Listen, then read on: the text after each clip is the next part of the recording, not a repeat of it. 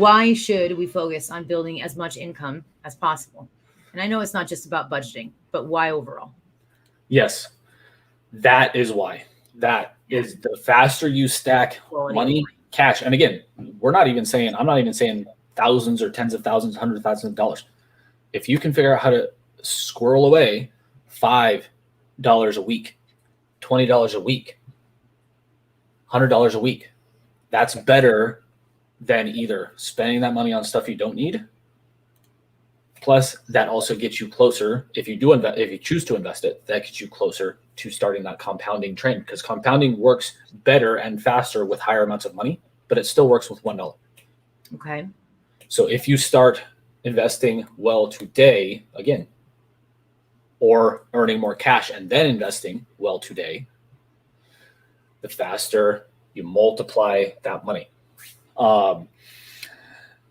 It's hard. I'm not going to say it's easy. Again, that's why I also believe in having 3 to 6 months of emergency funds, which I believe Christy and I talked about as well. I might have talked with you about that privately as well, Charlotte. Yeah. Having an emergency fund is a big thing that I recommend pretty much everybody does. And when I say emergency fund, 3 to 6 months of expenses, not income, expenses. So you, in an absolute emergency, let's say COVID comes back and we're all locked down for another 6 months. Your business, your personal business that you run, gets locked down for 6 months starting today.